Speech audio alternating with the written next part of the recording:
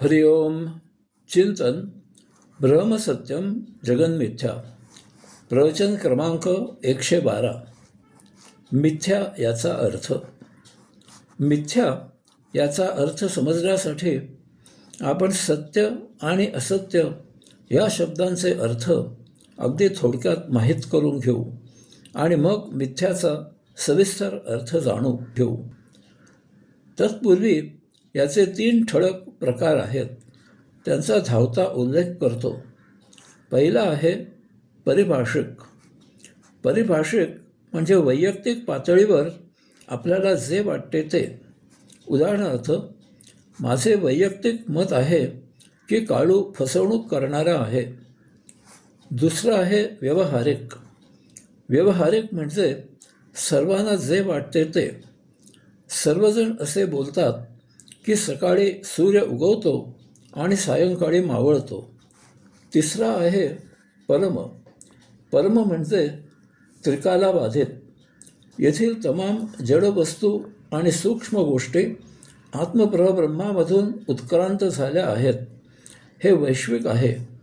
परमचा विचार करता परिभाषिक आणि व्यावहारिक मिथ्या आहेत. आपल्या विषयासाठी ही एवढी माहिती पुरे आहे. आता सत्य याचा अर्थ पाहू. सत्य म्हणजे जी जडवस्तू किंवा सूक्ष्म गोष्ट त्रिकालाबाधित, सदा, कायम, आदी अनादी अस्तित्वात आहे. अशी वस्तू, गोष्ट कधी नाही असे होणार नाही. अशी वस्तू, गोष्ट या ब्रह्मांडामध्ये एकमेवाद्वितीय आहे आणि ती म्हणजे आत्मपरब्रह्म पुरुषोत्तम. आता असत्याचा अर्थ पाहू. असत्य म्हणजे जी जडवस्तू किंवा सूक्ष्म गोष्ट येथे कधीही अस्तित्वात नव्हती, नाही आणि नसणार. अशी वस्तू, गोष्ट कधीही आहे असे होणार नाही. उदाहरणार्थ, उंबराचे फूल कधीही नव्हते, नाही आणि नसणार. रेडा किंवा बैल कधीही दूध देणार नाही, देत नव्हता आणि देत नाही. आता मिथ्या याचा अर्थ पाहू. मिथ्या हा आपला सद्य विषय आहे. हा शब्द सविस्तर समजण्यासाठी आपण काही उदाहरणे पाहत याचा अर्थ जाणून घेऊ. पु ल देशपांडे यांनी त्यांच्या जावे त्यांच्या देशा या पुस्तकामध्ये इटलीमधील नीलकुहर याचे वर्णन केले आहे. नीलकुहरात शिरल्यावर तेथे त्यांना निळ्या रंगाचे पाणी दिसले.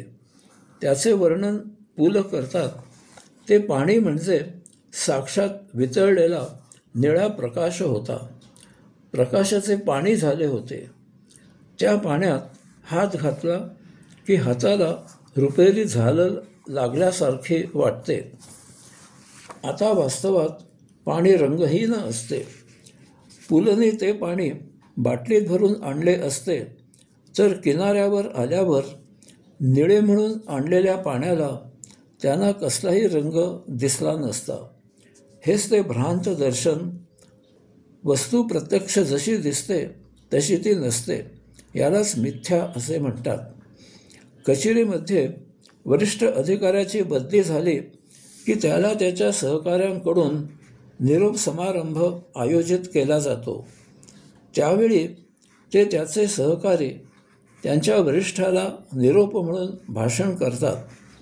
साहेब, आपण आणखी काही वर्षे राहिला असतात तर बरं झालं असतं हो. यावेळी मनामध्ये बरे झाले ब्यात गेली इथून ते. साहेब, आपण शांत मन मिळवू आहात. मनामध्ये तो म्हणतो, हा 1 नंबरचा राखोंड्या आणि तुसडा आहे, वगैरे वगैरे. प्रत्यक्षात ऐकणाऱ्याला हा साहेबांची स्तुती करत आहे असेच वाटते, परंतु तो मनामध्ये त्याची निंदा करत असतो. यालाच मिथ्या असे म्हणतात. आपल्याला दूरवर पाणी आहे असे वाटते, परंतु जवळ गेल्यावर तेथे पाणी नसते. त्याला आपण मृगजळ असे म्हणतो. आपल्याला दूरवर आकाश जमिनीला टेकल्यासारखे वाटते. आपण याला क्षितिज असे म्हणतो, परंतु तेथे गेल्यावर ते आणखी दूरवर टेकल्यासारखे दिसते. आरशापासून दूर होईपर्यंतच प्रतिबिंब दिसते, म्हणजे प्रत्यक्षात जसे दिसते तसे ते नसते. यालाच मिथ्या असे म्हणतात. अभिनय करताना नट किंवा नटी नकली हावभाव करतात. प्रेम दाखविले जाते, हाणामारी दाखविली जाते. प्रत्यक्षात तो नट किंवा नटी तसे नसतात. यालाच मिथ्या असे म्हणतात. स्वप्नामध्ये आपण अनेक गोष्टी पाहतो, करतो. ते दिसणे, ते करणे, त्यावेळी आपण प्रत्यक्ष जगतो. त्यावेळी ते खरे आहे असेच आपल्याला वाटत असते.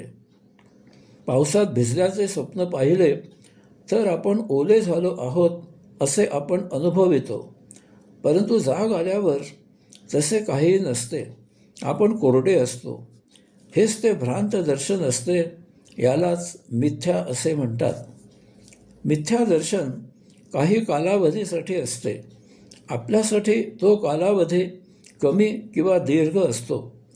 तो ठराविक कालावधी संपला की मिथ्या दर्शन नष्ट होते.